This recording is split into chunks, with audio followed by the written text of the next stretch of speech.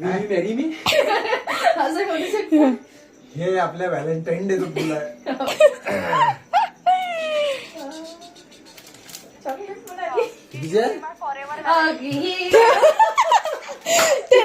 ते नंतर पाहिजे होतं.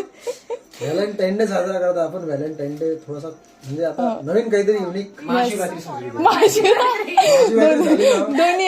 दोन्ही एकत्र. वहिनी कसं वाटलं मग? गेला का तुमचा राग आता? पार्वतीला शंकरजीकडून एक हा सरप्राईज छोटस. शंकरजीला गणपती पार्वत खुश आहे की नाही?